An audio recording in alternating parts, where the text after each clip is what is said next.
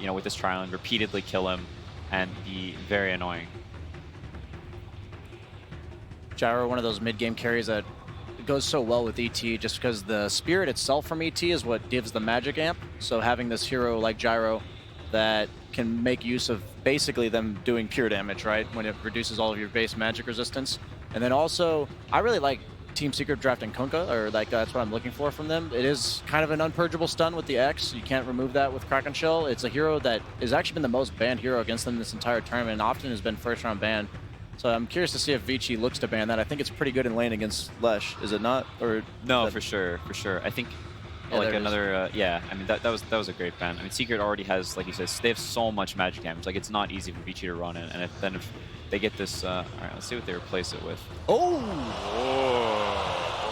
Is that mid IO, carry IO? What's going on lanes here, boys? It might be mid Gyrocopter and carry IO. I mean Gyrocopter. So I mean one of the things about first phasing, you know, Alesh and then telegraphing that's mid is that you get to pick your. So I was sort of confused about the Gyrocopter pick because as a carry, it doesn't have a particularly great matchup against Tidehunter. Yeah. Tide's generally considered one of the better heroes against Gyrocopter. But Gyro was very good against Leshrac in the game. The lane is like an even lane, which is, you know, something that a Gyrocopter's pretty happy getting out of here with pretty low base damage.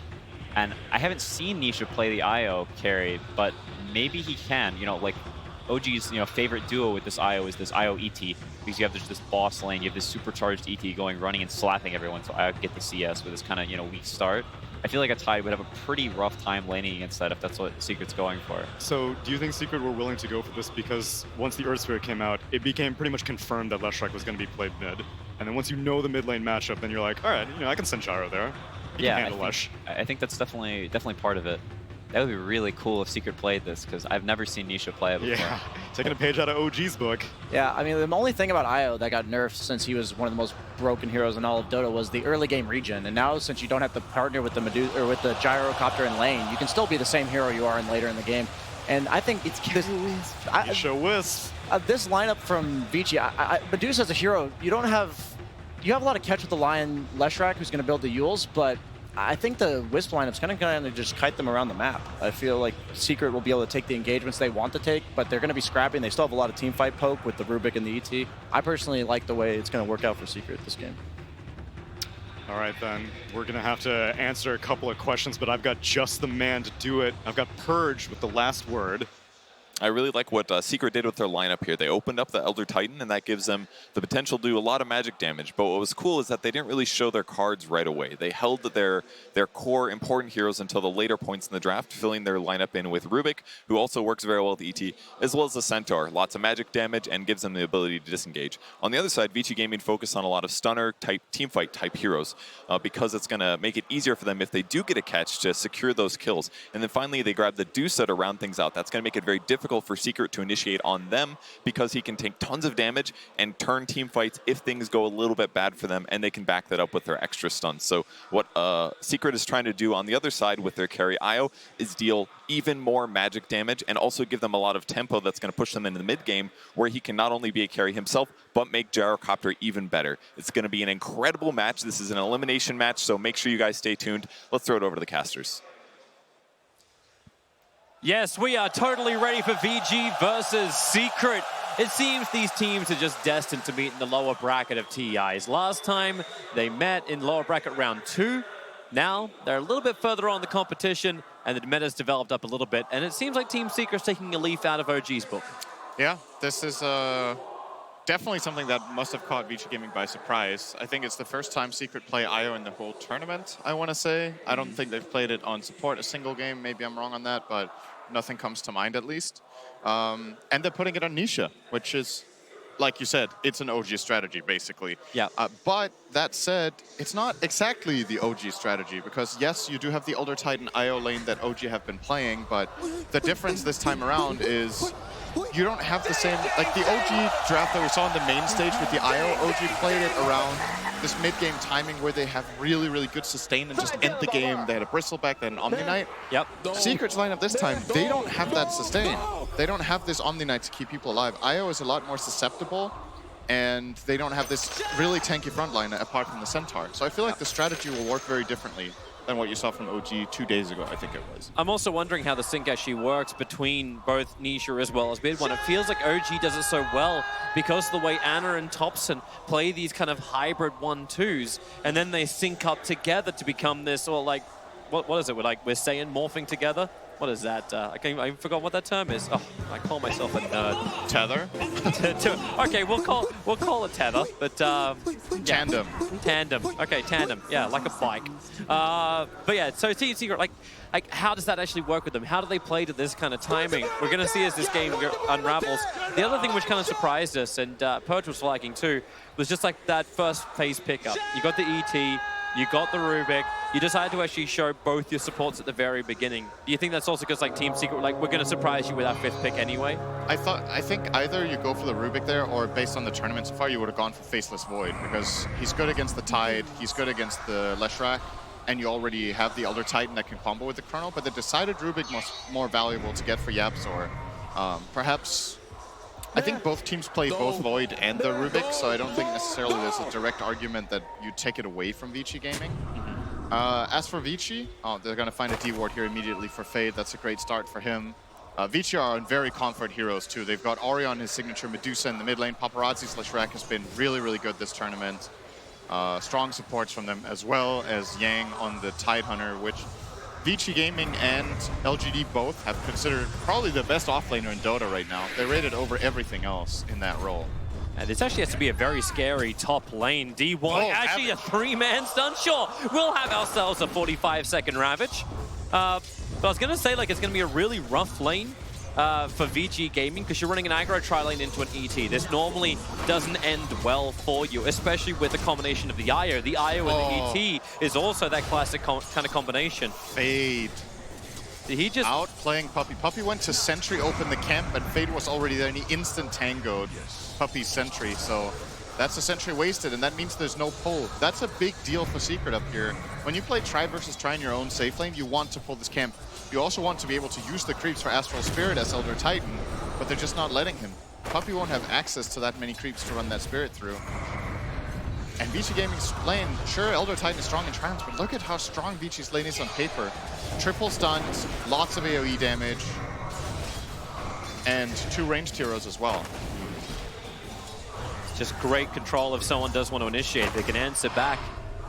The bottom lane is also a bit of a fun melee versus melee. No one should be dying down here. It's Tidehunter versus the Centaur. And so far, it's just a full CS game. And then the mid lane, Ori versus mid-1. Mid-1's just harassing with the rockets, but he's out of mana. Problem with the level 2 Mystic Snake is mid-1's never really going to have that mana up and running. And something that wasn't mentioned about the Medusa this game that you just reminded me with the rocket is Secret don't have really good single target damage. Oh, hang on, top lane. Fade holds. Oh, it's gonna be fine. So, what you generally want to have against Medusa, is it fine? Oh, actually, yeah, maybe it's not. YapzOr cut the lift, but then again, they turn around. This is what happens when you initiate. The kick came through. Puppey, the chain's done from Lion. They're bringing down the Elder Titan. Nisha trying to get the life. DY barely alive in the trees, but he survived just long enough to give Paparazzi the first blood against Puppey. They were fighting through a 3-man Fate build. They had so little damage to work with, but it was still just enough. So about Medusa, generally the way you kill Medusa in fights is that you have some heavy single target damage, or that you can kite her and kill her team. And I don't think Secret's lineup is particularly adept at either. They don't have very good single target damage. Gyro is a spread damage carry. Io, once it gets the Spirit talent and the Ags, decent, but not fantastic by any means. And your kiting potential is primarily built around the Centaur Stampede, which is obviously a key cooldown that you will have to have available. So I like the Medusa pick a lot here, and we'll see. Going again. Puppey started this one off. The split earth buys some time for the rolling boulders, just a chaining stun into Puppey, and then DY creates the body block. YapzOr wants to go for more because it's YapzOr with the Fade Bolt and the last attack. He'll get the kill. May lose his life. The split earth from Paparazzi gets the chain stun. Nisha again trying to give the life back with the stick charges. It's able to work, and YapzOr over onto the side of the tree lines. Lightning slowing down Puppey so he cannot keep the attack going. But DY is just never-ending stick charges in this try versus try lane. Oh, and you'll Fade. So close to getting that rolling boulder up, but with the kick, the slow is still going to be there. So DY able to get the stun, but Puppey putting Paparazzi to sleep means they don't get the chains up with the lightning into the trees. Again, these stick charges. Nisha getting them all up and running, so Puppey back into the fight with a plus 60 damage. Yapsor's coming over, doesn't have a lot of life. Neither does Nisha. Man, Team Secret, they're being drained of life, but they just keep sustaining through it. This is a brawling lane. Every hero has a magic stick on both teams, except for the Earth Spirit, who's probably going to buy it next. He prioritized getting boots.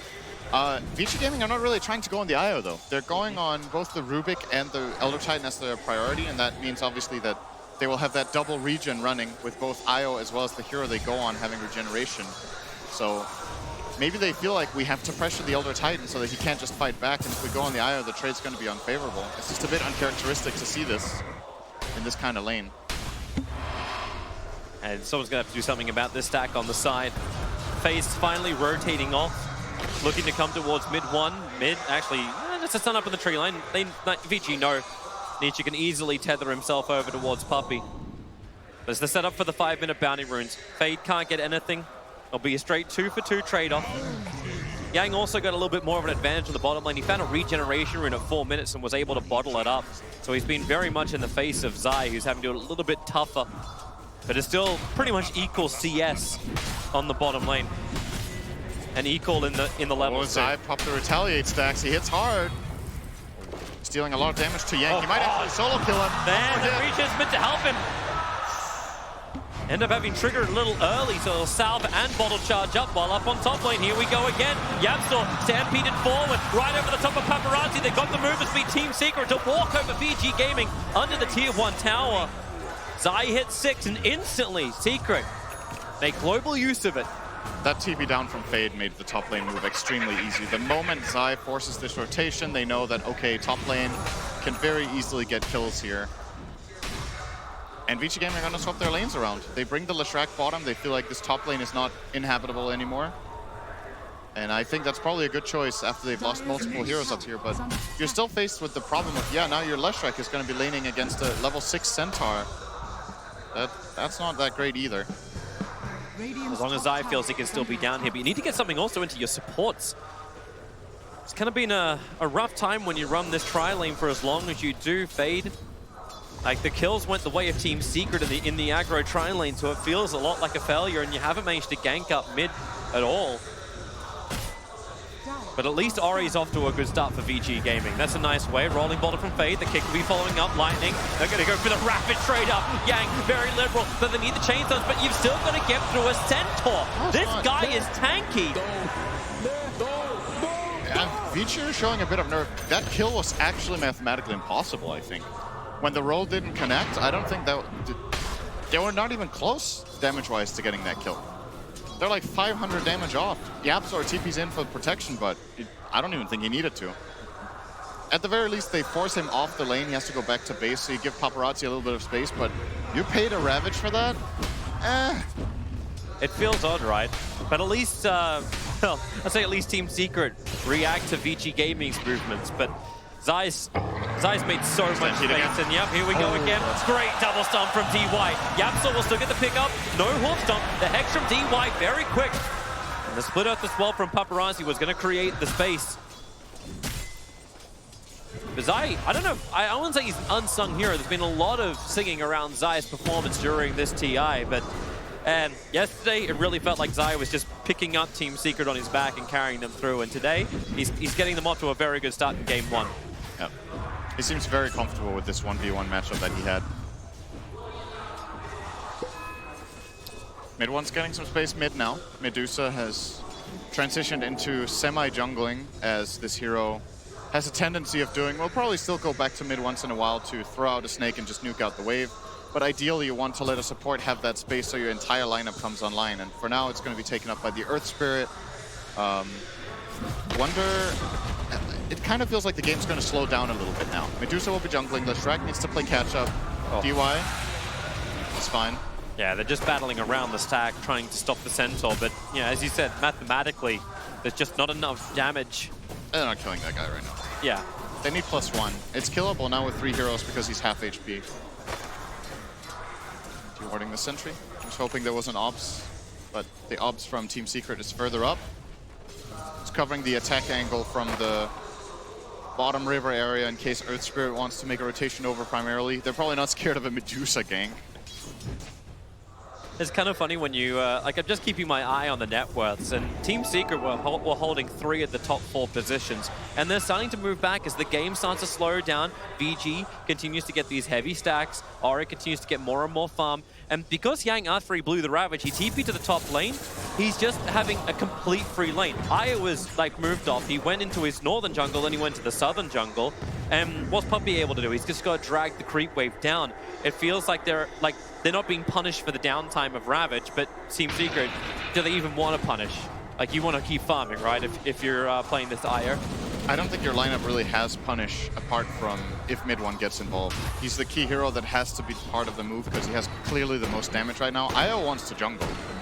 Io's not going to do very much else. It's also Nisha, that's kind of Secret's recipe. Their playstyle is very much centered around Nisha just farming a lot and the other 4 players making the moves. But if Gyro is not in a position or willing to go anywhere, I just think we have a little bit of a stalemate for now. Well, we'll battle for the 10-minute runes. Yeah, so 3 for Secret. Yeah, it will be. Paparazzi's like, maybe I can come up. No. I do not have the levels. I still do not have the damage. Will he actually have the sustain? Team Secret's building up a lot of, like, well, they've already got a lot of teamfight control of their own. I'm wondering how long Paparazzi can survive once the fight begins. Yeah. I think this is the kind of game where BKB is an absolutely integral item for both teams. Leshrac definitely wants one. Gyro definitely wants one. You might even see BKB IO second item after Axe this game as a possibility. Because I think even if you get the heart, the difference that we talked about when OG play the IO and they go Axe heart is that they hit this timing where the IO feels invincible. I think with a heart you don't feel invincible in this game because you don't have that protection from your teammates that OG built into their IO strategies. It looks like teamfight time. Yapsol came down here with an Invis rune. Zai's going to move into the trees. Paparazzi, he's going to actually get the quick silence over on the Centaur. Zai will be able to stampede, but the stealth from Paparazzi and the rolling ball from Fade means that Zai cannot escape. And Team Secret, they committed hard for this one. They brought mid one. You were asking when that rotation would happen. It happened. And VG were ready for them. And now mid one's going to have to crawl back to mid. He is now 3 full levels behind Ori. Ori's level 12, minute 11:30. Starting to bang on this mid tower, can very easily tank the tower forever with Mana Shield, so she keeps the siege creep alive. And I don't know if Secret can defend this, but they definitely want to try. They're going to delay as much as possible. They will bring Zai. Your front liner, with a Hood of Defiance up, he can feel a little bit more stable. Mystic Snake will take a little bit of his mana away. But Ori isn't scared. Ori's going to keep hitting him. Going to gush up. Zai's losing a lot of life. Puppey's going to have to give the spirit back. It's only so long Zai could tank through this. And remember, there's no backdoor protection. You don't really care anyway. Ori will take this tier 1. He's waiting out the timing for it. Zai actually gets the denial on the tower. He waited too long. He could have got it for sure, but he started overthinking the situation a little bit. Maybe thought somebody was in the trees ready to deny, and instead Secret do get to connect. So got to be feeling pretty happy about getting that deny. Not so happy about, you know, losing your mid tower. Yang, little close. ET's going to throw the spirit out. Tidehunter has some one charges to give the extra life. Nisha still wants to try and get those balls forward. One more Hadouken, but doesn't want to throw it out.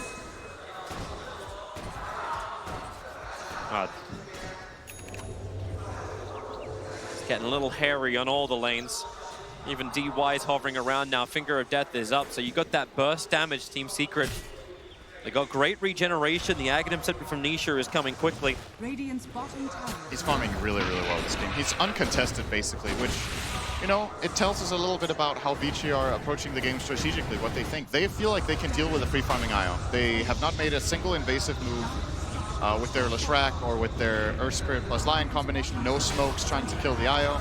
They're just happy to play their own side of the map, push down towers with Leshrac and the Medusa, and let this game go to a later portion of a mid game where they probably have a really strong timing. As TP's coming up towards the top lane, Zai is he thinking about a fight? They have Stampede available. Fade's been waiting underneath the tier 1 tower, which has now fallen on the bottom lane for some kind of fight against mid 1. It seems like everyone's just going to be waiting off, or will they? BT's up from Paparazzi. There's no tier 1 tower, but then again mid 1. That movement speed.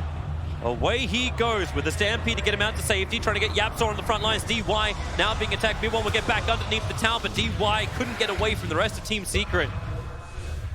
Stampede to escape and attack. Yep. And that's a bit different from when they went on Zai, because he can obviously save his teammates as long as he's not the one who's silenced. Rolling in. Rolling boulder, a little bit short, but he'll still get the kick. Yang's arrived. He has the Ravage available. Yapzor with the Solar Earth Spike creates a little bit more space, but Zai, he'll hook stomp out. And Ori, he's still sticking with him. Another Mystic Snake is going to be good damage. Rolling boulder is just going to be the kick. Slow him down so Ori can reach him. Yapzor is able to get a 2-man stun, but it won't stop Ori's attack from flying forward. And Zai will now have his second death of the game. He would have loved to have Stampede again, but he just used it to save mid 1, so Vici Gaming see the opportunity and they pounce. It's a very even game so far in terms of overall net worth, but Vici Gaming are sitting on 3 of the top 4 net worths. The one big winner for Secret, of course, is the IO of Nisha. And I'm just curious to see how they execute this, because we have our level of expectation based on how OG's drafts have worked and how they've played around Ana on that IO. I'm just curious if Secret can show us the same kind of power around this time once the Axe is online. Yeah. Because OG, it feels like when they get the IO Axe, they're just ready. Yeah. They're just going to start winning fights. All items are up, all timings are up, all pushes there. It's like, okay, we didn't care if we lost 15 heroes in the first 15 minutes. It's, yeah, Ana was ready to fight. But do you have the same feeling here that you can just do that as Secret? You just group up with Axe and you're like invincible, you just run in and fight them? Is it the Centaur who's the front liner that then like becomes like what the Bristleback was for him? Is it the combination with Gyro? IO probably wants to tether the Gyro, right? You've got to assume that. So Zion is the front line. But it's about if you have enough damage. The pipe will be completed, I think, on Tide. Nope, he went Dagger. He was hovering the hood, but changed his mind. Maybe the idea for Liquid, they're playing later, for Vici Gaming is to get on top of the IO, blink Ravage, roll in the Earth Spirit, get off a Magnetize, and just run in Paparazzi and look for those kills. They're looking towards mid. But you got Yapzor right around the corner. There's your blink Ravage right on top of Iron. Paparazzi with a chase on. It's still a little too late. Nisha able to tether himself up and get back behind the tier 2 tower. Yapzor able to steal the Lightning Stampede. Team Secret, they want to get in on this. Paparazzi still uncertain if he wants to fight or not. The ET splitter. This is horrible for Vici Gaming. They can't move back. Paparazzi gets slapped by the rock. And Yang, what else have you really got to give? The Magnetize from Fate creates some space as the ears ring of Team Secret. Mid one's already gone down. They jump forward. The Gush slowing down Zai, but Nisha, he's giving all the life back. Here we go for another stop. Yang not even effective because he's already dead. And now efficiency shrine for Team Secret. And that was a reveal of the Blink Dagger. And what did you get? A kill on mid one. Yang just jumped the gun there. He went in too early. Lishrak was not in range to do the chain stun, and you have to know that IO is probably going to have Tether ready, and there's going to be someone behind that he can connect on, so you need to be able to one-shot that kill. Get everything going in one move, and they couldn't. Oh, man, the dodge. He chose to dodge. Nisha relocated in for this one, quickly having his mana burned off by the Mystic Snake.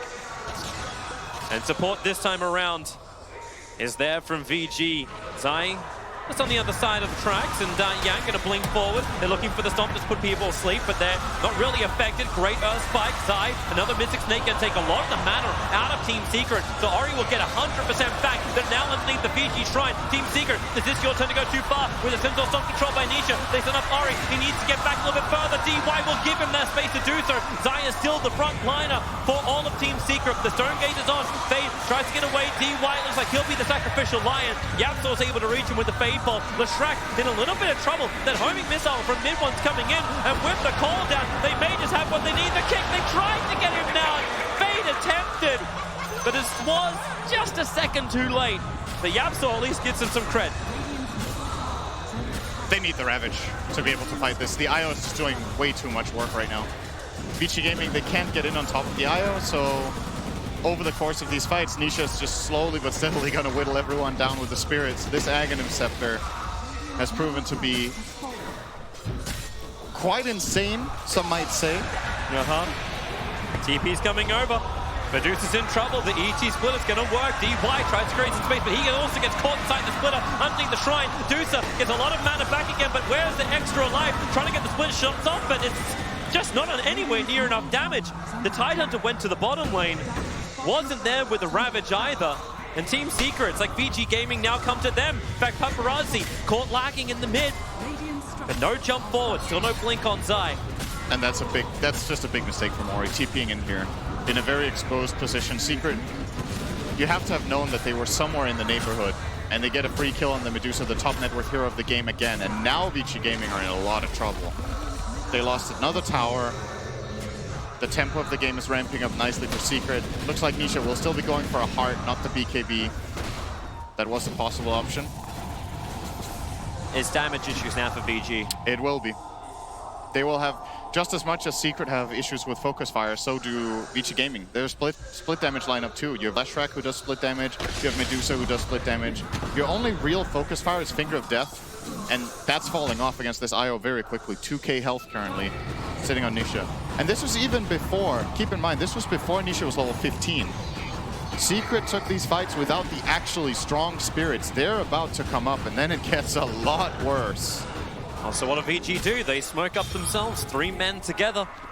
They'll walk in front of Roshan. They will come for the IO. They'll come for whatever hell they can find. Radiant will scan up the 20-minute bounty runes. At least what they're able to secure with this smoke. But they need more. They need some extra information. Lion's on the way to go and do it. Observers and sentries, they need to watch the IO's movement. Very high up in the lane. There's that blink from Zai I was looking for. His jump and initiation. I love how too VG Gaming, they were having that fight around their bottom shrine, and Zai's literally staying in the middle and they're not attacking him. It's like, we cannot, we should not. Blink pipe, Nisha gets level 15. Secret just hit a huge spike right now in their power. As if it wasn't good enough already, now they're way stronger than before. And Vici Gaming, can you take these fights? It feels like when you're playing against this IO lineup, similar for OG when we saw it earlier, if you make one bad teamfight mistake into this team with IO, there's just so much momentum. Such range. Deadline. So easy for Yapsel to steal. That Ravage kill attempt in mid they did with the Tide Leshrac just cost them Ori, their entire grip on the game, basically. Tier 2 towers are not safe. TP out inside the trees. When that IO is up, you will dive the tower.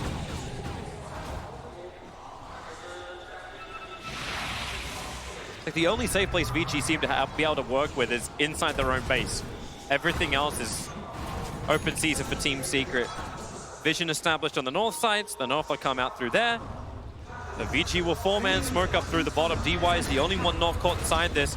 Mid one's revealing himself, but Yapsel, Puppey, Zai, everyone's ready to behind. The Stampede will come out. Gyrocopter, Finger of Death, they still can't get through him. And in fact, Relocate pulls him out. Paparazzi is already going to go down. Zai did so much damage. The ET splitter catching the backline soon, so Fade's also fallen. VG Gaming are falling apart. Yang will try and get something back with this Ravage, but where's the damage? Where is it? It's nowhere. Yang, maybe he'll get something in, so finally they kill off Puppey, but the cost is so great. Nisha wants to move forward, putting the balls into Ori. He's got more of them, and well, Medusa just can't outrun the balls.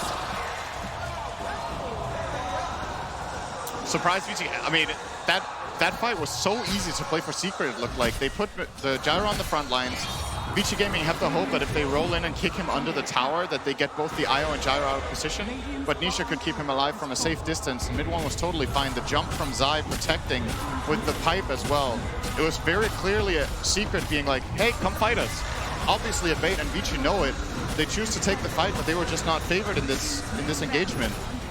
They're going to take a lane of Rax. Out of control now. Secret getting Rax minute 22. They might even continue more if they want to. They could back off. Without the Deucer, it feels like there's no split push, there's no D push, so hey, why not take at least the tier 3 tower in the bottom lane? You got a 17-second window. And Ori, he's holding that buyback. He does not want to burn it. Meanwhile, Secret will take 2 lanes of Rax. How long do they hang around? Homing Missile at least keeps Yang away. There's no Ravage available. There's no Finger of Death. Now Ori will arrive. Yang, he's gone in pretty deep already. The Stomp won't be able to actually connect over on Ori. Maybe it won't matter. However, the cooldown, Yang's going to go down. And the stolen Ravage! Okay, GG. 23 minutes in, this game is over. Team Secret have just IOVG into oblivion. That was fast, unexpected. I don't know what to say. These core IO strats seem so broken. It's pretty crazy. Secret executed the game super well. They got it as the 9th overall pick. They haven't played it, so Vici Gaming were absolutely not expecting it. And I love when teams come in like this and just really surprise out of the draft. They just flip things around. They have a new idea. Well, they have another idea, and it's new for their team that they pull into the game. And just fantastic game from Secret. From the laning stage, their safe lane tri-lane was awesome. Zai did very well bottom. Mid one drew mid for as long as it's possible. Medusa will outfarm Gyro in that matchup eventually. And everything just came together super nicely for them. Vici Gaming, however, the jumps that they made in this game, you got to question a little bit, especially the jump mid, where they try to kill the IO. Yeah. It seems that when you're playing against this IO hero, if you make 1 or 2 big mistakes, the momentum shift that happens in the game against core IO is actually insane. I don't think there's any hero right now. We've seen lots of long games, people can defend. When IO kicks in, it just ends games. It's so fast. Man. Yeah? That's one hero I'd like to see on the permanent ban list, so we could still see some interesting drafts coming out. Vici Gaming, I'll have to think about it, as we'll have to wait a little bit to see what we get in game 2. Yes, indeed we will. Thank you very much, Toby. We'll head back to our commentary team, of course, for game number 2. Astonishingly quick work from Team Secret. Gents, I think we might have an idea about a certain hero that might be changed somewhat after the international. And you and me, GodZ, we thought that during the group stage, we thought, yeah, finally IO is balanced, maybe as it's before, but carry IO kicking in 23 minutes into a game, like you try to make a move on IO, and suddenly they just turn the game around. You nerf IO, you think he's in a good place. No, he's still busted. What do you do? Traumatic memories of the OKG. Yeah, I was going to say, are you? You're very familiar with this tactic, this strategy.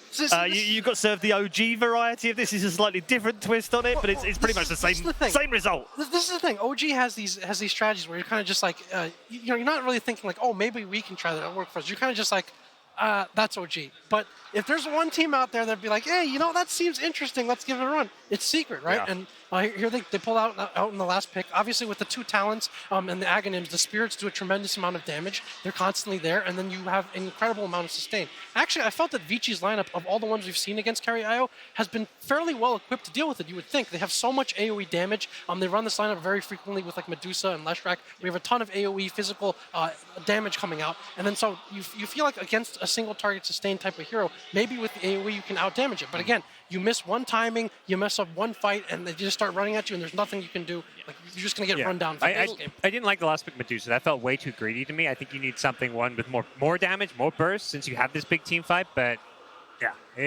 it was just so tough. Carry IO looks insane. Their tri-lane didn't went that well because you're playing against heroes that want to have more heroes in that lane. Rubik, Fatebolt, you have Elder Titan with the Spirit. They're just going to run at them. And Leshrac went for Boots of Travel, first item to try to catch up with the farm. No saving capabilities. And at one point, Secret just ran at them. And this is what I want to see from Team Secret. This is what they were kind of lacking, or saving it for the later stages, being this confident. Yeah, back to what GodZ said, it's too slow, right? Like, you have to be able to challenge this IO stacks, I think, if you want to beat him. You can't kind of trade farm with him and say, you go farm, I go farm, because then there's this timing where there's nothing you can do about it. So for them to pick the Medusa, kind of sits back a little bit, had a bit of a net worth lead, but when these fights roll around and the IO hits his timing, you can't stand up to that. I think I left the green room and I heard someone say, that's disgusting. I'm not sure who said that. It was kind of as I left the room. Someone said that's. I'm pretty sure they were talking about the IO in that game. That's still cool. I mean, it is cool. I mean, it's a bit like the fountain hooks. You go back and some people go, oh, it's terrible. It's broken the game. But actually, you kind of like to figure that out and execute it. That's pretty cool. There's no way we see it in game 2. There's a few heroes. No, and that was my next question because it can't come back now. That's the great thing about TI and Dota as a game is you get these bans. So when a hero shows itself to be like have some absurd mechanic or skill, like you go back a few TIs, was Leshrac, the TI that EG won. This TI first it was like the Tiny with the tree volley. That's why Tiny's being banned out now. IO carry, we're going to see it banned out a lot moving forward. Jack, you've experienced this on the other side, as I said, with the OG. What did your guys come back and talk about at the end? Because you must have game planned for the fact that they might go that way. Yeah. But then they beat you with it, and you go, okay, fine. Literally, okay, GG. Yeah. But okay, forget that. So game 2, what do you talk about in between the two games? Well, so there's kind of different levels of that. Like, if you see a team do this, like, obviously you're prepared for it, and then you have a choice. You think we can beat it, or we can handle it in lanes. We can create a game state where it doesn't do as well, or do we just go ahead and ban it, but then you leave something else open that you know that teams play well, right? So for Vici, I mean, they have to make that choice. I would guess that they probably just ban it, as Chinese teams have traditionally either not played Wisp as much themselves or banned it against Western teams. I feel like they kind of have to go back to that sort of situation. Oh, anything else you play is a little bit less scary. You know, maybe we see the Void, maybe we see these other secret heroes in game 2, but that is not something that you kind of just suddenly adjust to or be like, okay, we can just deal with it this way instead. Yeah, and the point here, Lacoste, is you know, Jack, obviously with Newbie, they would have expected OG might bring it out and they had a plan for it. Vici, I don't think they would have thought of that against Secret, would they? They didn't show it, and now they pay the price. They need to adjust in game number 2. Definitely a ban material, but you're going to leave some of the picks open, and the Team Secret might punish that as well. I mean, you don't have that many bans. You're actually playing chess here. Yeah, yeah. It's a good point. It's not quite Dota chess, but it is chess. Puppy's the right kind of guy in this situation as well for their team, because they won't get carried away with that win. Will they? They're like, okay, game 1, we haven't won anything. We haven't moved on yet. Don't get too carried away. No, but they will feel like they have a draft advantage because they now know this IO carry is going to be in their head. So going to game 2, there's an extra layer for Vici Gaming to think about. So Secret, you know, they have to think, okay, if they ban IO, which of these other heroes that we don't normally get can we now get and build around? So Secret's now thinking to, like, you know, they're looking at the long picture, the big picture here, looking at the series, if game 2, potentially even a game 3. As Puppy, in terms of statistics on screen right now, he played the Elder Titan, which is the most played hero right now at the event. Might even end up being the most played hero, although Shadow Demon's running it close and Ogre's not too far behind. Is that kind of what you expected when you scrimmed before TI, Jack? Was that the meta? Just pretty versatile hero all around. He's good in tri-lanes. He stacks well. He gives you team fight. He scales pretty well. Just a good overall hero. Yeah. The Puppy factor, I would say here is there's a certain psychological part of when he drafts that I think is a little bit different from other captains. Look at the Infamous series yesterday. He comes in and he's basically like, okay, these are the heroes you win with. You're not going to get them. We're going to ban one and we're going to take one. Then there's some series where Puppy's kind of like, okay, these are the heroes you like. Go ahead and take them. We'll figure out something that beats them. I felt like last year with VGJ Storm against Puppy, it was very much like that. He kind of just like let us have what we wanted. It's like, don't worry, you know, we have an answer for you. Also, does that get in your heads at the same time? Because you're like, why is he giving us all of the heroes we want? I think so. I think so. There's a bit of hesitation. It's like, wait, are we walking into? Are we giving him exactly what he wants? We thought this is what we wanted, but he seems to be giving it to us, right? And then for this series, again, he has also very versatile players to make use of. So, you know, for this series, maybe he thinks if we play straight up kind of honest Dota against Vici, maybe it's not such a great outlook for us. And then, you know, he has this mid one on his team. This guy with a hero Ocean who plays just about anything out of mid. It could be a Brood. It could be even a Meepo that we've seen. Anything. And so I think that might be the tool that he's thinking, hey, maybe this is what gives me the edge against Vici Gaming. Maybe they, you know, straight up, like they're a very solid team as well. Maybe we need to do something like that and just throw them completely off balance. It's such a valuable play to have. Mid one would literally go into pubs and random and then go mid, whatever hero he gets. This guy, his hero pool is the entire Dota pool. I don't think there's a hero he cannot play. Okay, we're going to take a look at some statistics on heroes right now. TI9 hero notes. Checking with that most picked and most banned. As I said, Elder Titan having played 68. Shadow Demon just behind him on 67 right now. Most banned, 130 bans for the gold ban. Not surprisingly, and totally almost forgotten completely. 1 pick, 0 bans. I think it's 0 ban. I think it's 0 picks, 1 bans, isn't it? For Ricky. Either way, we have picked. He got picked. Oh, he did get picked. Yes, he got picked for 1. And I think we have 4 now heroes. 3 that haven't been picked, but every hero has been picked or banned at this event. All 117. Stale meta. What?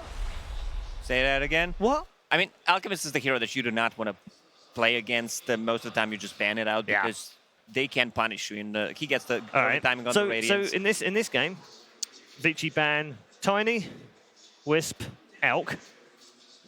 Well, depends who's going to have the first I think one of those is going to come out, isn't it?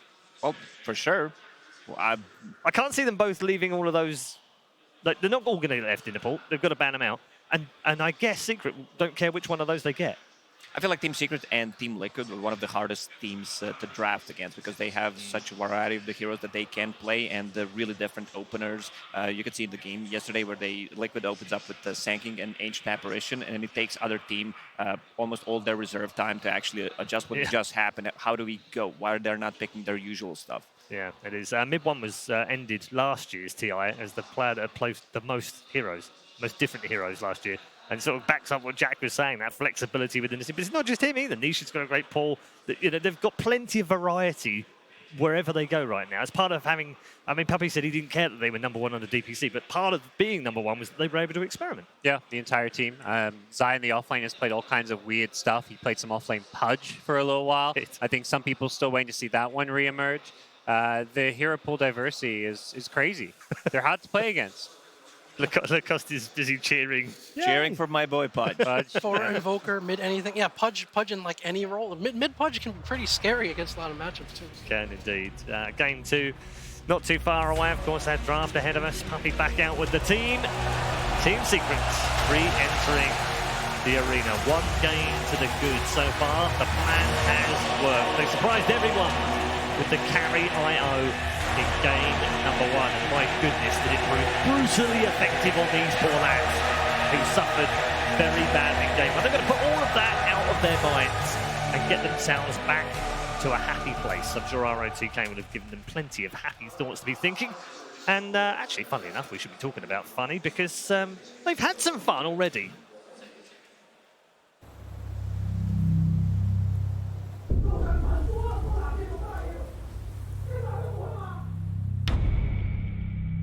打得像你妈了个一样，还玩不玩了？不玩滚回去的！你们能不能学学周海啊？现在就他知道怎么打。虽然他在劣势路送很多次，但是其实都是在帮大家拉扯空间。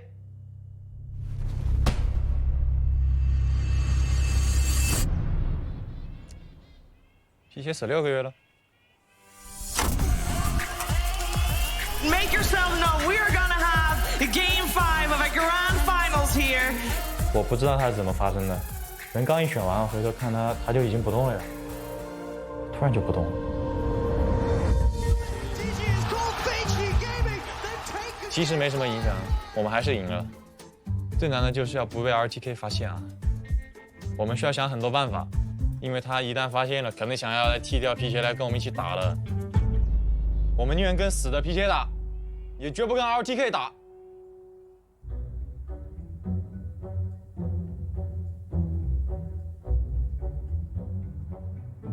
我知道，其实皮鞋根本就没有死，就是我让他装死的。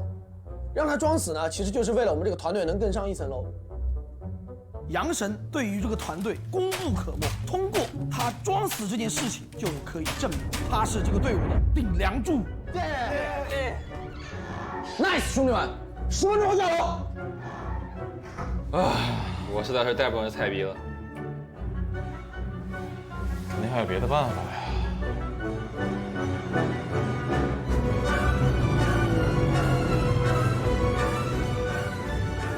今年 TI 大不同，最终 VG 会举起冠军盾牌。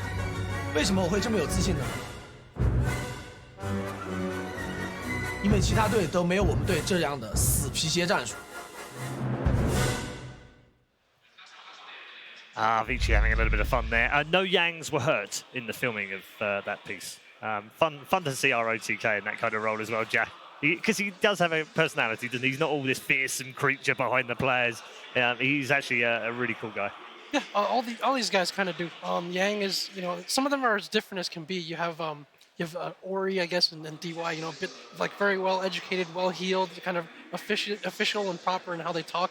And then you have Yang, who's like quite the opposite. Like the way he speaks, he's like known for being very vulgar, or even on stream, stuff like that. But he is in many ways the heart and soul of the team. He makes so many calls. Like his communication is extremely vital, even to the point where some other teams talk about like, hey, if he's on one of these tempo heroes and he's having a good game, it gets really scary to play against him. But then again, you put him on another hero that's maybe, maybe a Necro or something a little bit slower, a bit of a frontliner that wants to hit creeps, then it's like a totally different team. So, yeah. He's super popular out here in China as well. I think he probably got the loudest of all the cheers when the players were being introduced earlier. Yeah. That's come around quite quickly, isn't it? Yeah, he's just a source for memes. He's endearing and like easygoing. He's just kind of like a lightning rod, and a lot of flames, a lot of going back and forth with ROTK as well. Kind of they'll be streaming and be like, yeah, I dare you to come upstairs, come talk to me there. It's something like that. So yeah, he's very likable. But this team in general has a lot of personality. Fade is probably the most outgoing Chinese player that I've ever seen. He has a Twitter. He speaks English very well. I was going to say his English is fantastic. It's great to be able to talk to someone like that. Yeah, he's like the only Chinese player I think that you see him at the bar all the time. He comes and wants to drink with other players and socialize. Like he's the only one who's kind of like that. A bit of a known as a bit of a playboy as well. So yeah, it's an interesting mix of personalities there. Yeah, fantastic. We were talking about DY before, weren't we, GodZ, yesterday, and what transition that guy's had over the last 9-10 months. You think back to those early games that he had at the start of the season. There was a lot of commentary from many experts in the scene saying, what on earth is this guy doing on this team? How did he get in there? Like, who saw anything in this kid? You wouldn't be saying that today. Yeah, he came out of nowhere. He seemed to have just played the same 1 or 2 5 positions every game, didn't have much versatility. It just felt like, okay, he's just some 5 position we could grab. Now it's like he's making plays every single game. He's doing his role perfectly. He understands where to be on the map, which heroes he needs to be playing around with. He's a perfect fit for this Vici Gaming team now. Yeah, we don't talk about the farming system too much, Lacoste, in Europe and NA, because there really isn't one. It's basically, I played with this guy in a pub and he's really good, let's try him out. But in China, Jack, the farming system over here has produced so many good talent. He's another product of that. Yeah, it's a difference. I mean, it's telling that the 2 highest finishing Chinese teams here so far, LGD and Vici, they in a sense, it's like long-term investments paying off. For Vici Gaming, they have 3 guys who used to play on VGPs. That's one of their lower tier teams, and you get to see this person in different situations. It's not a complete unknown when he comes into the team. At the same time, you kind of have his contract. He's already in your club, and so when you promote him to the first team, so to speak, you know what you're getting. He's already been there, and then you find a lot of value in that, because if you have to go to the transfer market and pay big money for some of these free agents, you're not sure what you're getting. You're not sure what the fit is, and you just have to fork over a ton of resources and money to get them. But then you have these guys, they come up or buy a completely other team in order to get a player. Yeah. Or I mean, that's Ori. Yeah. So yeah, you get to see them come up, and then when you see the LGD, you think about they go to find value somewhere. They find a C player. They've taken good use of C players they've been able to get. They had some of those players, Ame and maybe, come up through their own CDEC, youth system, so you kind of know what you're getting. And you're starting to see that pay off here for some of these Chinese teams. They have very deep kind of farm systems, organizations, scouting, coaching. It's all very complete, and you're starting to see the culmination of that in this new generation of talent that gets a chance. Yeah, Lacoste, do you want to see that happen more often in Europe and CIS? Oh, for sure. That's what we lack. I think that's why it is, isn't it? It's the tier biggest 2 hole. scene in Europe and especially CIS is not growing that much. We need this kind of a system that can flourish our regions. How would that work in Europe? Would it be different? Would you see junior teams? Would you in terms of the way that it's set up?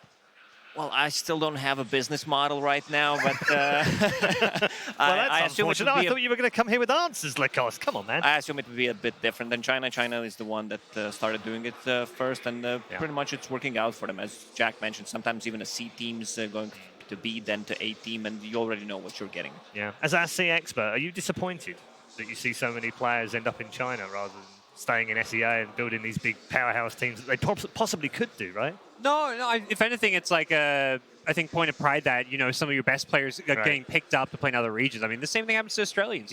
They're not competing in Australia because there isn't a scene there.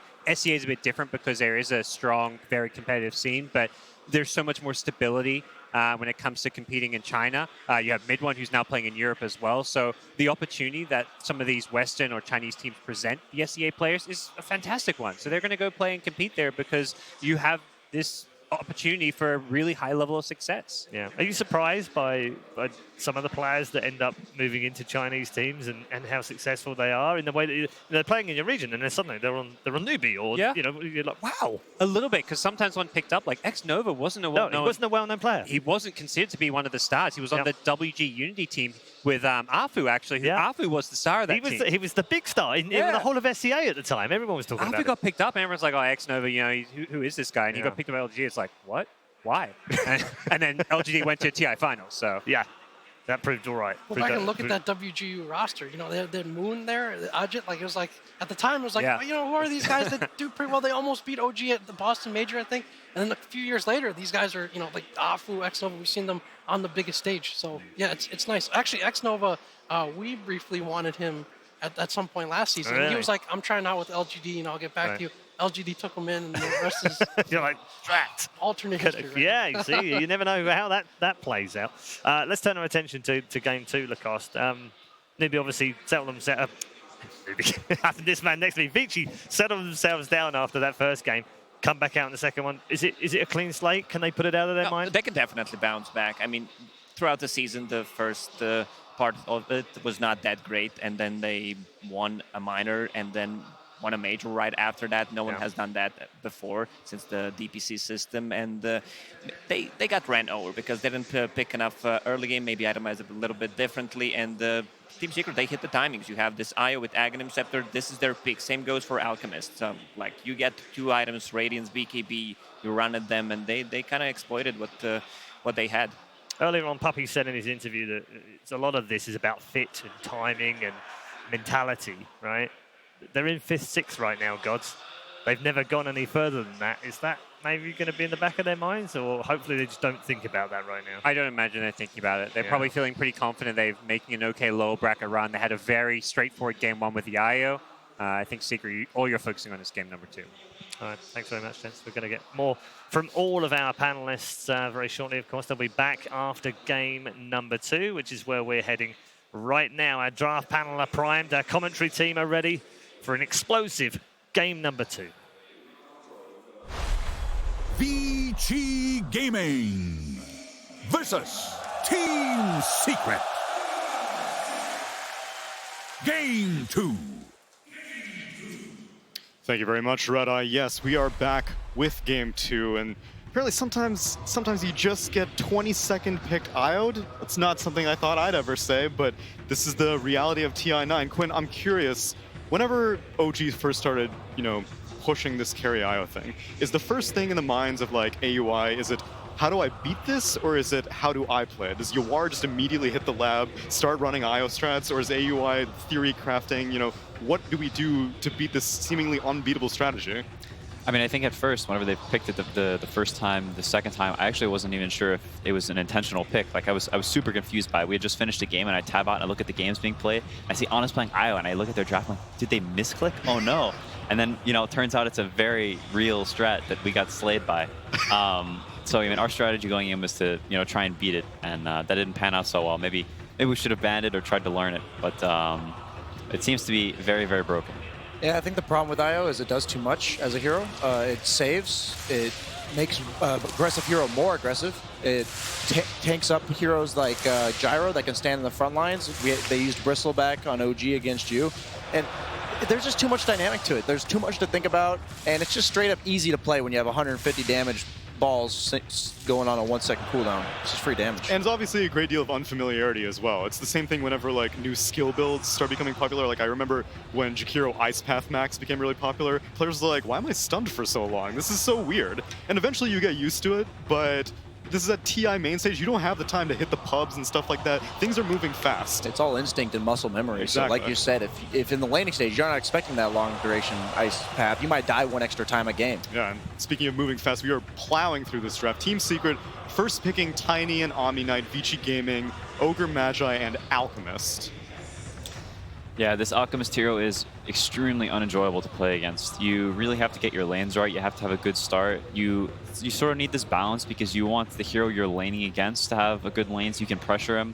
But there comes a time where they're sort of all balled up. They're defending their areas. They're protecting the jungle with all their strong heroes. So if you don't have like a lot of good lanes, or you don't have a carry of your own that's scaling well and farming, you're not as fast as the Alchemist, but trying to compete so that you can scale, because it's very difficult nowadays to just speed end the game, run them all over, take all the towers. Alka's nowhere to farm. I find that doesn't really happen that often, and you'll have a good start against the Alchemist, but eventually he's going to get this Radiance, he's going to get his BKB, he's going to get his AC, and you have to have a carry that's sort of competing with that. You can actually take mid-game team fights against this hero, and hopefully his AC isn't at 11 minutes.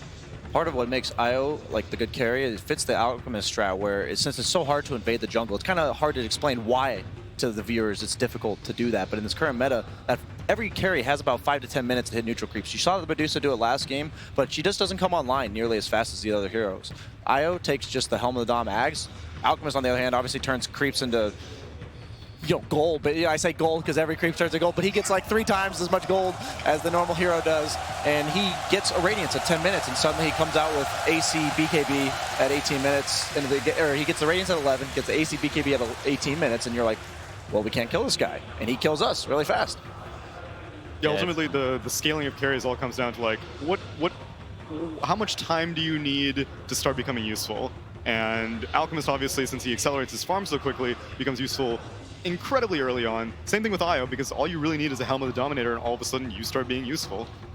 Yeah, I think with all that being said, Secret does have some decent tools to be able to run into this Alchemist jungle and mess with him, like kill him, kick him off of his jungle creeps, or have that kill potential. Sometimes you don't actually need to kill the guy, but in like laning phase, for instance, like out CSing this guy, denying a bunch of creeps, sometimes it's better to just have kill potential. If he walks up to the lane, he's just gonna die, so he has to go to woods, earlier than he would like to. Just having this ability to just make this guy die if he comes up can be very nice. So he'll go and hide in his little jungle camp, but you make him stay in these jungle camps, not the going wherever he wants. If you could force him to farm in a certain area, he'll farm a lot less, and you can abuse the rest of his team, hopefully.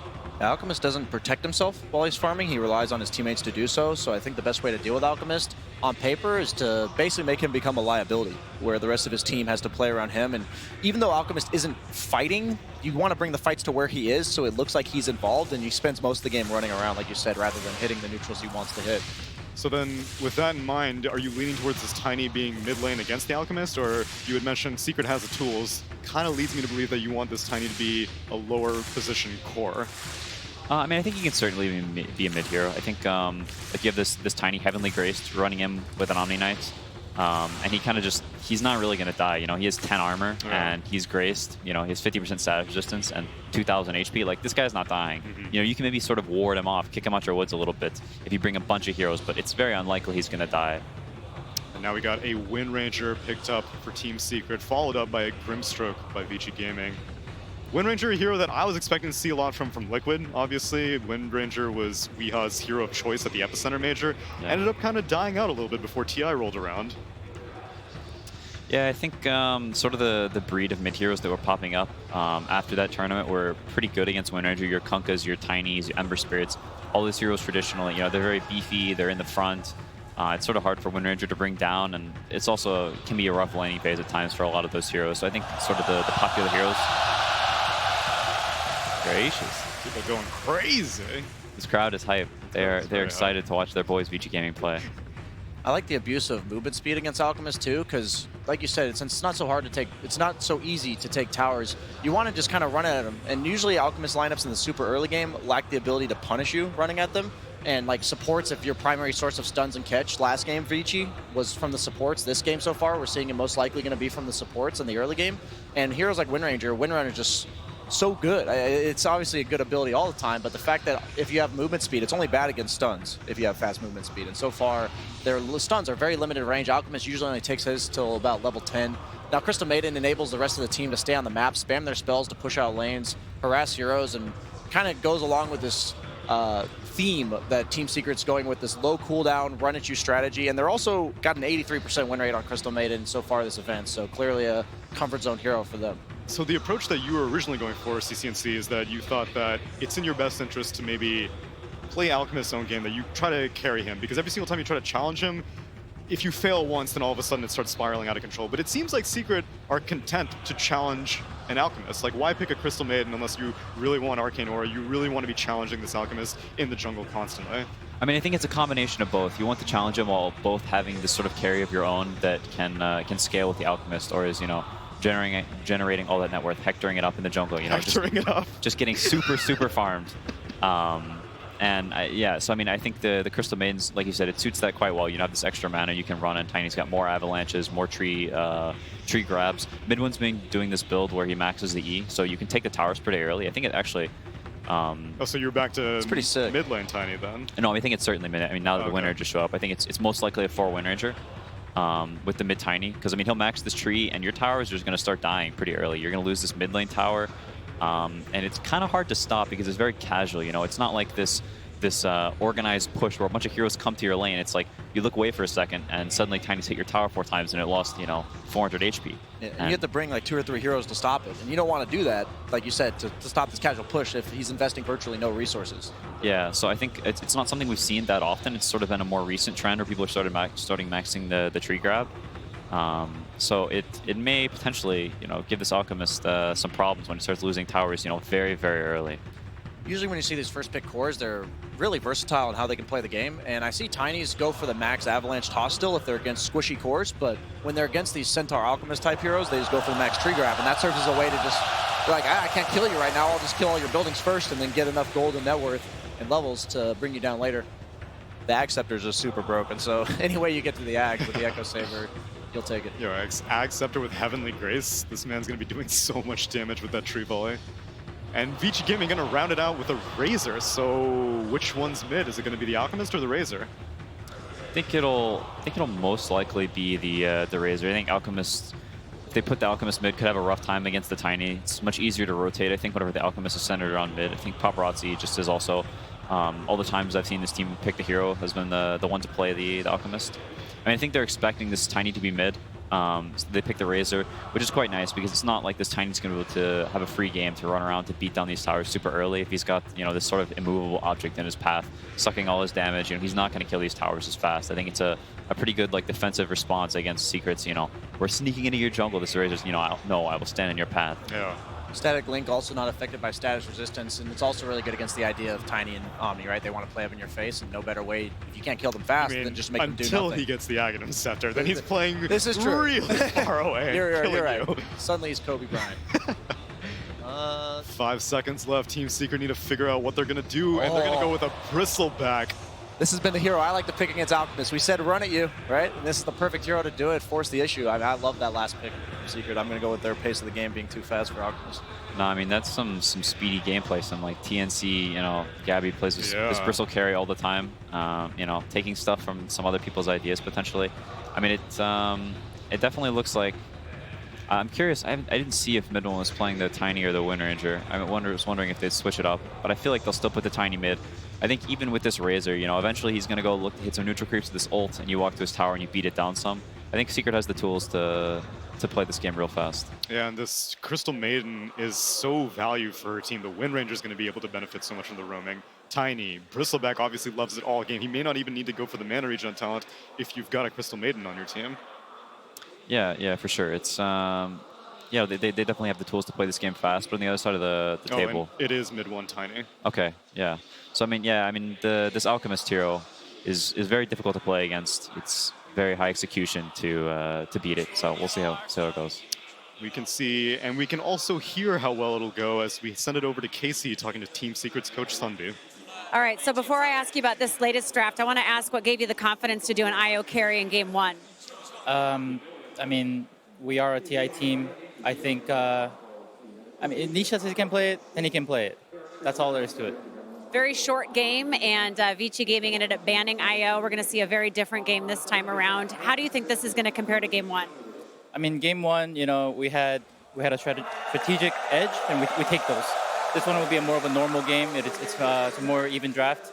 It'll just come down to execution, and we'll see how that goes. All right, Sunby, good luck. Thank you so much. Back to you guys. Fantastic to see Sunby in the interview, but you can also see RTK still in the box at the very end of that draft, still yelling orders down to the troops. Like, this is how we're going to get through this, guys. It's game 2. We pull ourselves up. VG, they were one of the big favorites coming into this competition. It's been a rough run for them in this lower bracket. They haven't hit their stride, but this draft feels very comfortable for them at least. Ori back on the Razor, Paparazzi into the Alchemist. Everything just feels good, at least as far as the draft goes. Oh, that is too good. Exactly. Yeah. This is clearly going to be an easier game for Vici Gaming to execute. They are not playing against this core. If anything, it's kind of flipped. If you look at this game and what the panel said, Team Secret need to play fast. They need to put pressure so that Alchemist doesn't have a free game, which means that the burden of execution in a way is on Team Secret. If they play a slow game or if they fail executions in the early mid game, this Alchemist is going to become a monster. And he's not the only scaling hero on Vici's side. They have 3 well-scaling cores with Bloodlust. So you have to pick up the pace. You have to push fast with playing around your bristleback. Do they actually have the sustain to do this? Like the panel was talking about, like the Crystal Maiden Nora giving you this, like at least Nisha may be able to go for these early, more aggressive style or tankier style builds. Is there a timing that Team Secret's looking for that will work against Vici? I think you get Bristle's first core item, if possible, and then you do stuff. I'm still concerned, though. I feel much stronger about Vici Gaming's chances in this game, just based on the fact that Secret have to do so much without really the ideal tools to do it. They have aggressive heroes that can take fights, but can you take those towers? Can you invade that enemy jungle when you have to run through a Razor and a Centaur and these two strong early fighting supports in the Ogre and the Grimstroke? It does seem pretty tough. DY doing a lot of damage to Puppey here. Windrun has been skilled by Yapzor. Yeah, Puppey wants to... what do you actually want to do here? Because Windrun's skilled up. You don't have Frostbite. Puppey's already TPing out of the lane. He's coming down towards the bottom. Yapzor's like, hey, we're all friendly around here. Vici was actually planting LGD flags and throwing out LGD balloons on the bottom lane previously. Oh, Fade. This may be TP time. Just copping a little bit of the harassment. Starting with Nasal Goo as the first ability for Nisha. Paparazzi will still be happy. He was able to skill up Greevil's Greed. They got 2 of the bounty runes to begin with. Yep. And now Zai feels like he's going to get bullied a little bit out of this lane. But if someone's going to survive, it's going to be Zai. He's got to time it right against DY's bloodlusted up Ogre. What wins there, Purification or Ogre? Probably Ogre, in the long run at least. Well, Zai does have Maiden Aura. It will help him a lot. He doesn't have it yet. God. Oh my god. Zai, club into the trees, cut away. Club him. Club him. There's more clubs to come. All right. Even got a creep wave to work with, but Yapzor. I like how Yapzor's like, wait, I could do slow. I can give slow. This is how I can give support to Zai. Bottom lane, Secret, I think this lane is probably the lane for them that is going to go the best. I would say Bristleback will have a pretty good time here, especially when Puppey hits level 2. So they get that aura up and running. Maybe Nisha's level 3. Centaur can't really sustain very long against Quill Sprays. You have good health, but your armor is really bad. So Nisha will keep laying into him whenever he tries to go for CS. And as far as the mid lane goes, I don't know how this matchup goes, if I can be honest with you. Tiny versus Razor. You static link, then you toss him away as long as you have vision. Yeah, he didn't even skill toss. He went 2 in tree grab and 1 in avalanche. And Tiny just has too much of a damage advantage in the early level. So Razor can't really win even when he starts static linking. Tiny is still better than him for, I think, 2 full seconds of the link. Now that Link is level 2, it's a different story. Now he might have to skill toss on level 4. But mid one seems to be doing just fine for now. DY's coupled so much damage on this top lane. Zai as well as Yapzor just making this work under a double wave of dire creep. Zai, he just doesn't care. Paparazzi wants to farm up the wave as it's coming in, but DY, crazy purification. Yapzor, he's going to run into the trees. Following up with this Ogre, he's got a little bit of life to get through, but that will be enough. A quick fire blast, have to bait it out inside the tree line. Give some regeneration time for that Tango to go to work. And Yapzor won't be able to find him, not for the moment at least.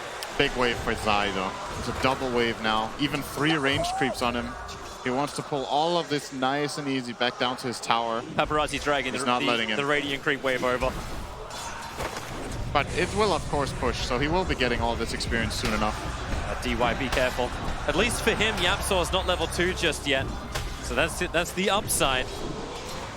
No shackles to the trees, so DY can still be a little bit more aggressive. Bottom lane, Nisha. Pop stomps out from Yang. Fade's working with him. Nisha, the core sprays were up high, but it wasn't high enough. Yang frostbitten up by Puppey. But he's still got a lot of regeneration, as well as that salve to get back up to almost full. He's still a Centaur. That was not the first blood I was expecting. I didn't think it would be on the Bristleback. Of course, this lane from Vici Gaming is really strong with Inkswell as well as the Centaur.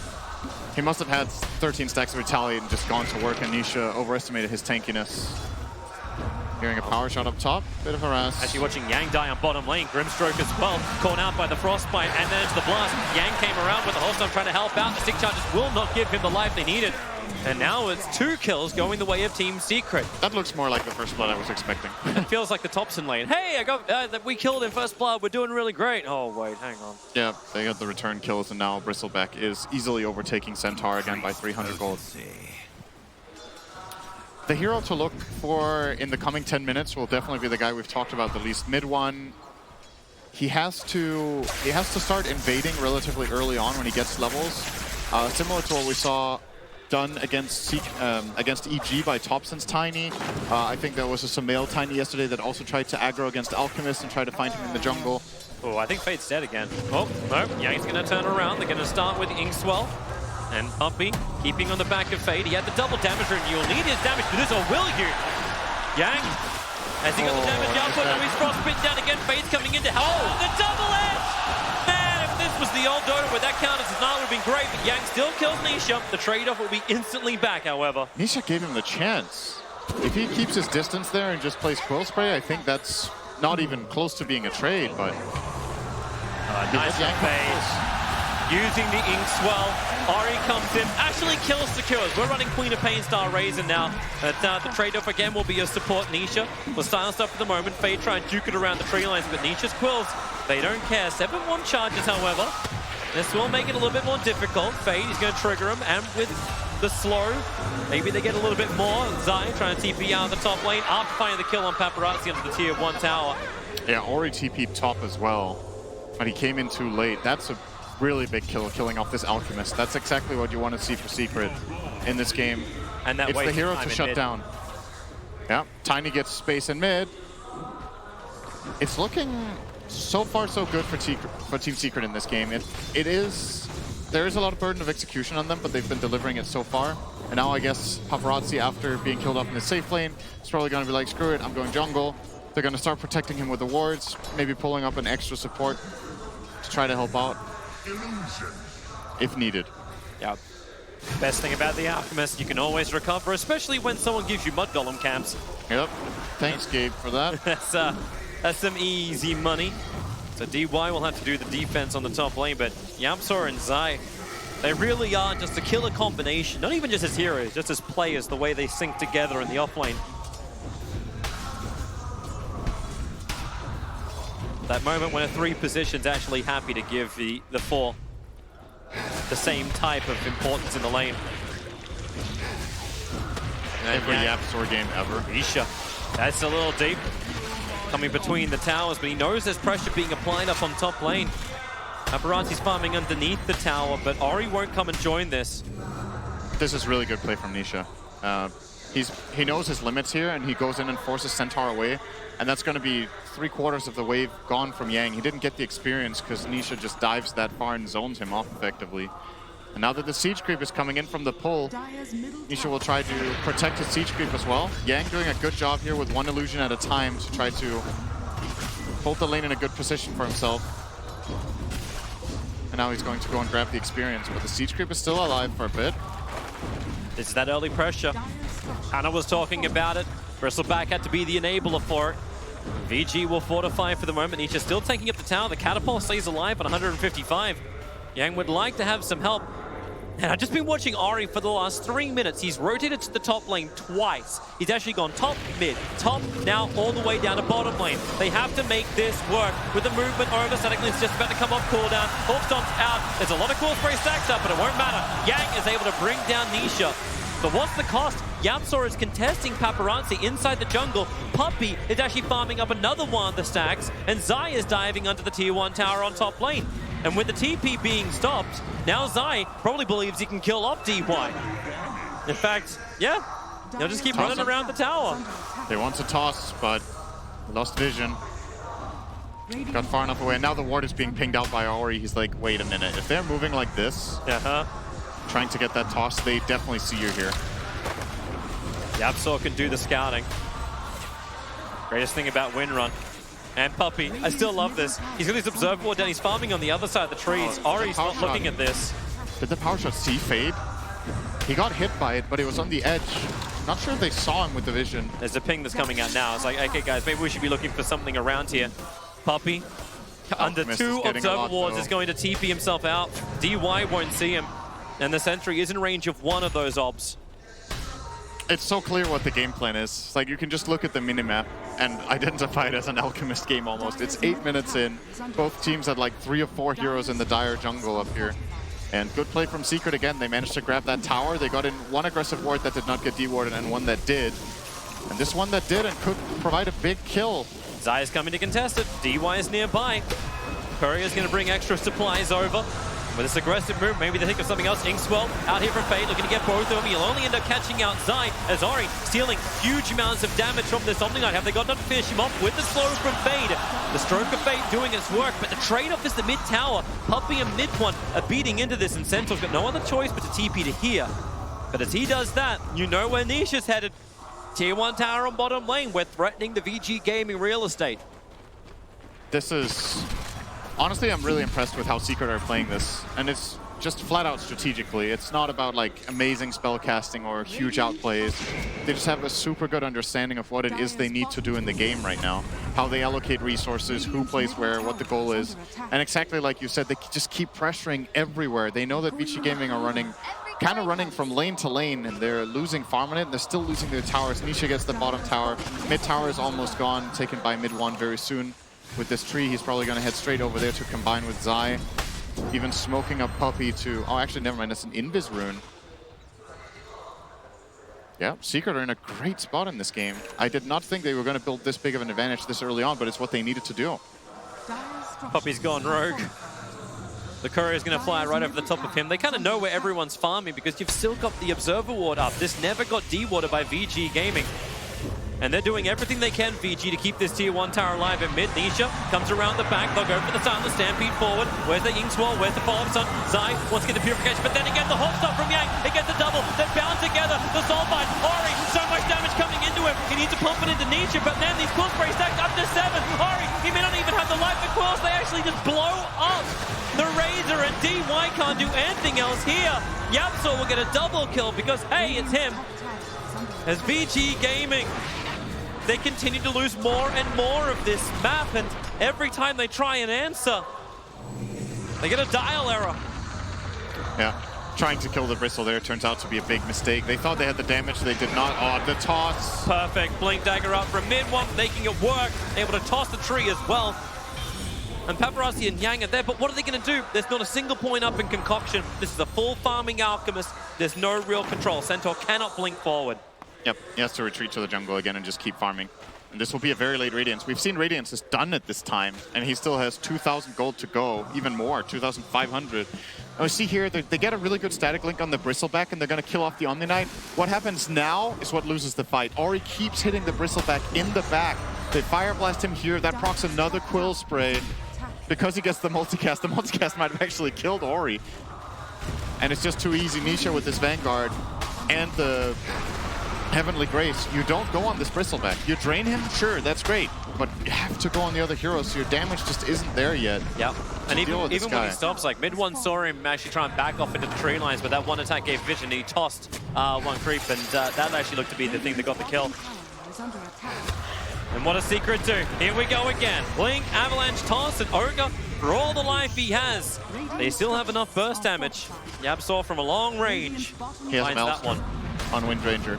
Oh my god, this is meant to be support. Yeah, that's He's got more, really good time. He is 200 net worth above the Centaur. And Secret just keep ramping up the pressure. This mid tower, I don't think Vici can fight. They just can't deal with this Bristleback right now. Paparazzi needs more time. He's at 3.4k gold.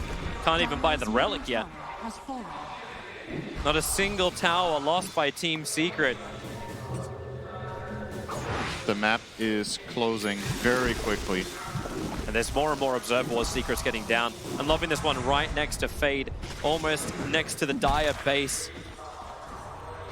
It's in so deep, and you got Fade there with one sentry wall. It's like, well, where do I put this? Bristol's taking the stacks on the bottom. Paparazzi at least has moved north. He can buy the relic. The Courier's coming out for that now. It's just so late. He has lower net worth than the Bristleman at 14, while maxing out Greevil's Greed. The early aggressive moves for Secret, I can't state enough how important these first 10 minutes are in this game. They've got everything they wanted. And now it's just about keep playing aggressively. Keep controlling the map. You are much stronger than the opponent right now. Don't give them space. Mid one's here. The mid one's here. He can't even get the bloody relic into the Alchemist. At least he didn't buy it. That's true. That would have been even worse. But in order to actually buy the full Radiance now, he has to walk over to the shop and then walk home. That's so much wasted time. And VG, they can't even protect him to walk to that shop. Zai, Ori, trying to get something out of him right now. Starts with the static link. Poppy's nearby. Can Frostbite. In fact, he's just going to Nova. Yang, and he really kind of wants to stampede for something here, but he knows he needs it for defense. Too much of Secret nearby.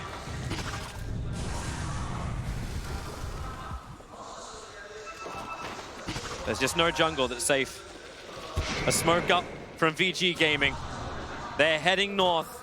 They are heading for mid one. Or they're either heading just to bait with the Alchemist. Is this how you get him his Radiance? They want to get bounty runes. Well, mid one's going to be there. Paparazzi, Avalanche mid one creates the space. He's going to blink away. They won't get any bounty runes. They all belong to Secret. But yeah, it is how you get the that's how you get the Radiance. The full cavalry riding out and backing off. He's got the money for the Radiance, but the courier is dead for over a minute and a half. So BT home. It's the only option he had. This should be the last tower. Mid lane, Ori, very well caught out. Mid one, gonna toss him back into the freezing field of Puppy. Stampede being used, Yamso stopped him for half second with the shackle. Ori, he still needs more movement speed, has the TP scroll. Can he get away with the part of the field? No, he can't. Mid one has a blink. Optimistic TP to say the least. And he's dead for half a minute. Just as VG Gaming were hoping Ori could make more space so Paparazzi can start playing catch up with this Radiance farm. But look at Nisha. He's at the tier 3 tower. They're looking just to go up. First game ended pretty quickly. This game is headed the same current direction. VG Gaming cannot match the tempo of Team Secret. The Soulbind from Fade, Nisha staying away from the rest of his teammates. They take the tier 3 tower at the 16-minute mark. And now the Shackle won't be able to launch with the power shot. Yang, 4 cool spray stacks are up. Nisha at least put the Phantom Brace on him, so he's silenced up for the moment. They need a stun. Concoction is beginning. It's a good static link. They need to keep him controlled, however. Now I'll be finally thrown out. The catapult fortified up. Man, they're keeping this up. They don't have the creep wave. They needed a fortify to keep this push going. Nisha turns his back and says, please, try it. I dare you. I double dare you. All right, you want to fight Ori? 4 cool spray, 5 cool spray stacks up. The battle's still going in mid one. Avalanche toss. Ori can't be here. He needs to move away from Nisha. Power shot from Yamso. Kill secures it up. Yang, now he's in trouble. Everyone's just being stacked. Everyone looks like a porcupine. They're trying to run back to base. Yang so low. The tree toss won't ever get the kill. It's Nisha who's able to reach it with the cool spray stacks. And the bottom lane of Frax. We're 17 minutes into this game and it's going down. We were talking about how this game was going to be better for Vici Gaming than the first one. It's getting worse. They're getting absolutely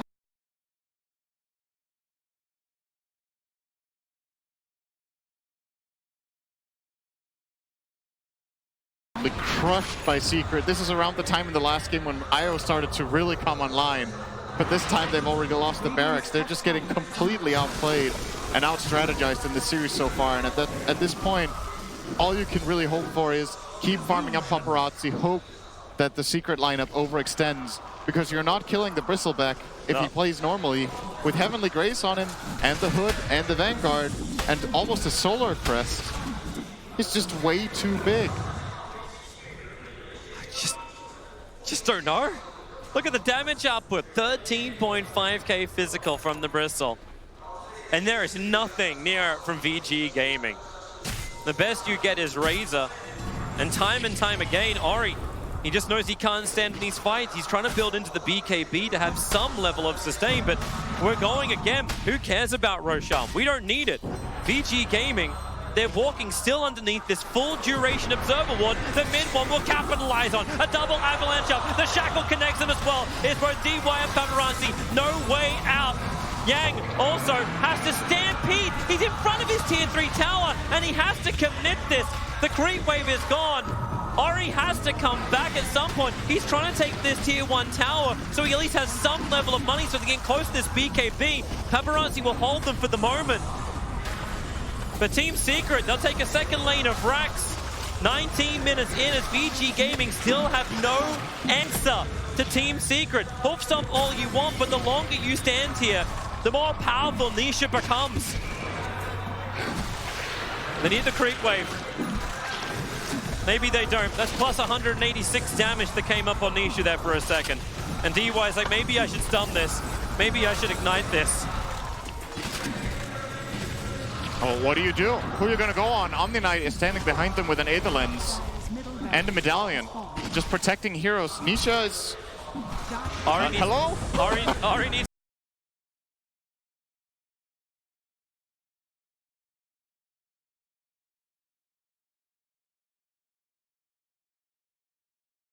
$300 gold for his BKB.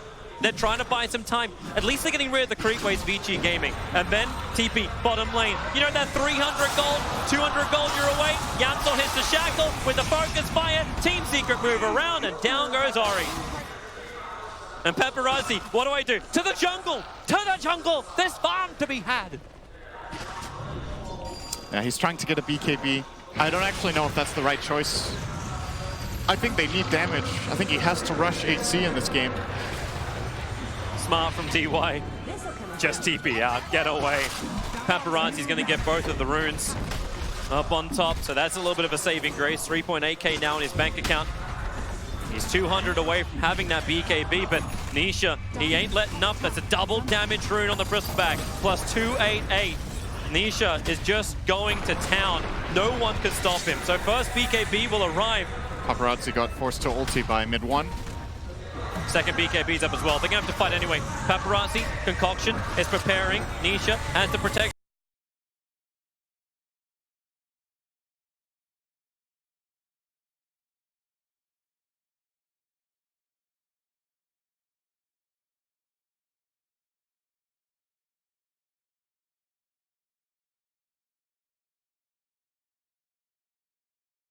Well, that's not the plan. Down.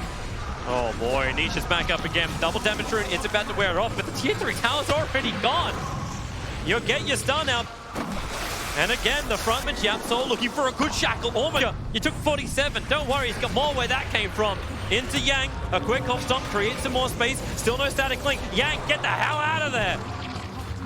He had the ink swell from Fade. He thought he could actually stun over towards Nisha. But Team Secret, as one, they push in to the top lane of Rax to try and claim the Megas mid one. He's already got the Aghanim Scepter. The volley begins, and then you even get, oh my god, Zai saving everyone. Everyone's G-D'd up. Paparazzi, he wants something. He can't protect at the moment. Zai will finally go down, but there's two dead from Vici Gaming. Yamso, low on life as well. The Radiance Bud is finally doing some work, but remember Nisha, he was back at the fountain.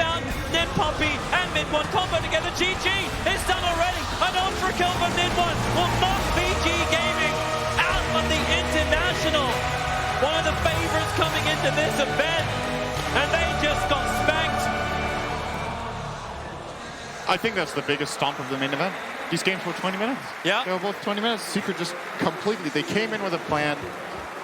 We were a bit worried when they gave away the Alchemist like this. When you saw the camera on Puppy, it looked like either he was ready for it or not ready. It was one of those looks where it was like, he had this look in his eyes that looked like he was just focused, you know, not really taken super much by surprise or not exactly, yes, this is exactly what we wanted. So it's hard to like get a read on if Secret were super comfortable with this, but the plays show it. They knew exactly what they wanted to do.